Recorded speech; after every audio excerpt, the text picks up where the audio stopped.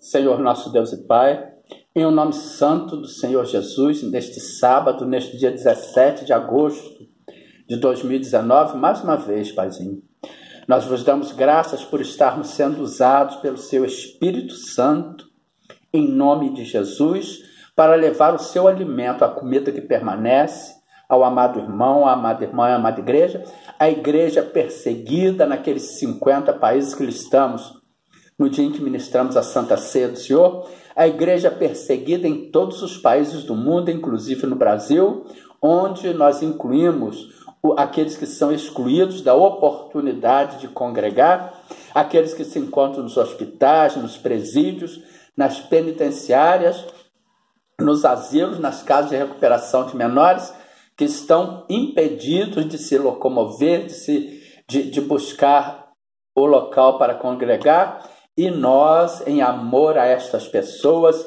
na obediência à sua palavra, conforme está escrito no Evangelho de Marcos, capítulo 16, versículo 15, diz-lhes: ide por todo o mundo e pregai o Evangelho a toda criatura.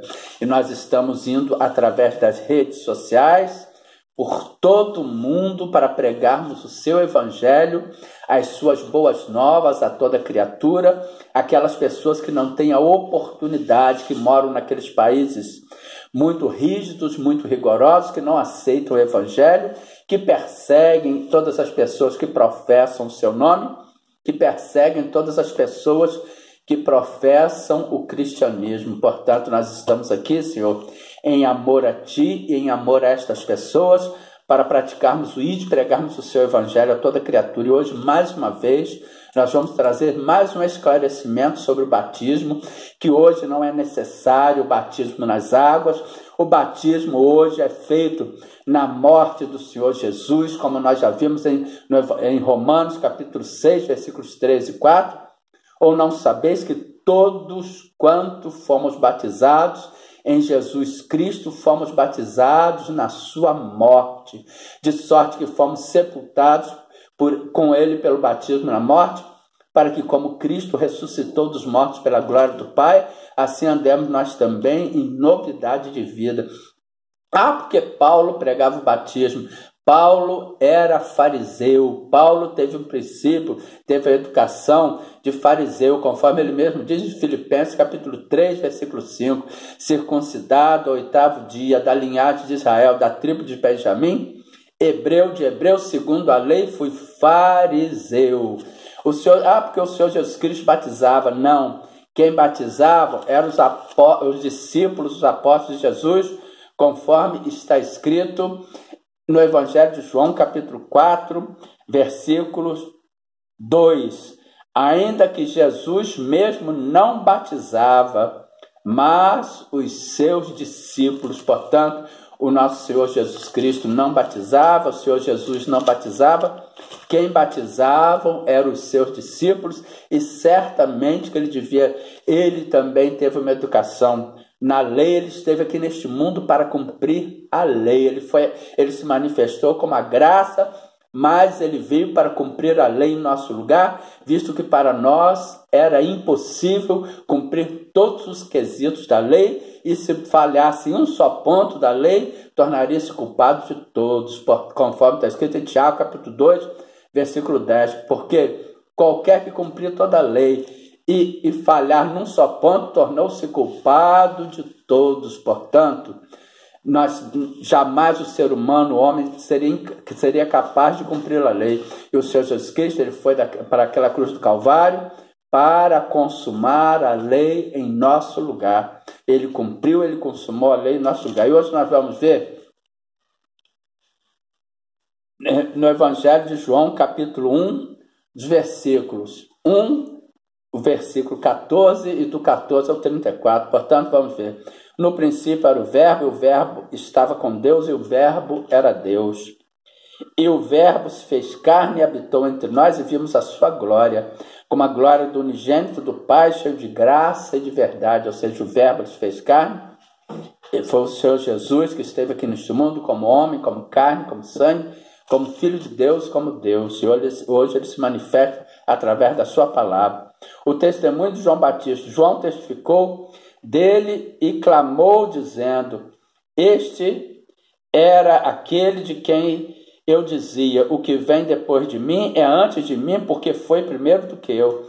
E todos nós recebemos também da sua plenitude e graça sobre graça, porque a lei foi dada por Moisés e a graça e a verdade vieram por Jesus Cristo. Ele foi a graça manifestada, mas ele esteve aqui neste mundo para cumprir a lei em nosso lugar, porque qualquer que cumprir toda a lei e falhar num só ponto, tornou-se culpado de todos.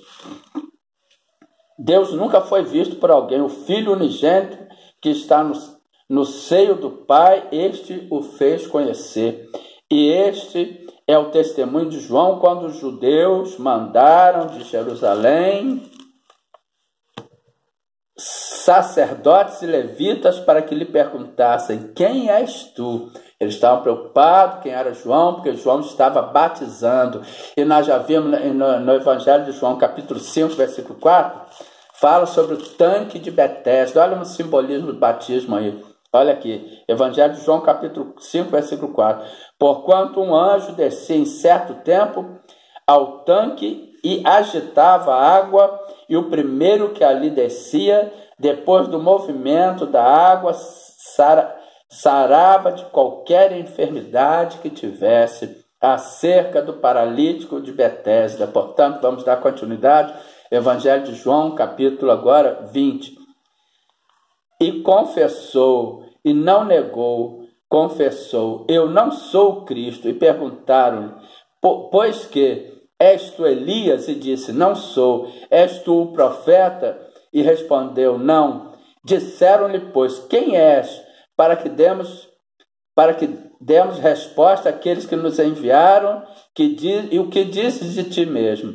Disse: eu sou a voz do que clama no deserto, endireitai o caminho do Senhor, como disse o profeta Isaías. E os que tinham sido enviados eram dos fariseus, e os que tinham sido enviados eram dos fariseus. Agora, olha o que eles perguntam.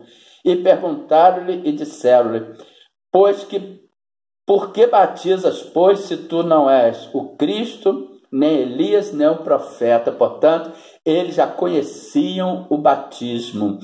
Por que batizas, pois, se tu não és Cristo, nem Elias, nem os profetas?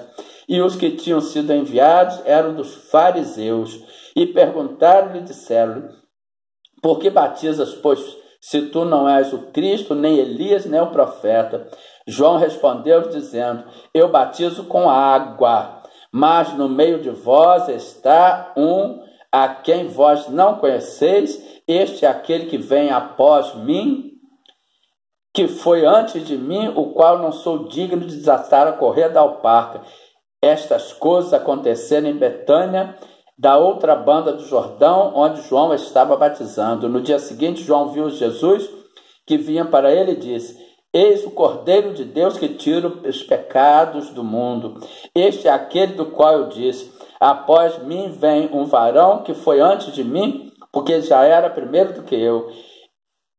E eu não o conhecia, mas para que ele fosse manifestado a Israel, vim eu, por isso, batizando com água. E João testificou, dizendo: eu vi o Espírito descer do céu, como uma pomba, repousar sobre ele. E eu não o conhecia, mas o que me mandou batizar com água, esse me disse: sobre aquele que vires descer o Espírito e sobre ele repousar, esse é o que batiza com o Espírito Santo.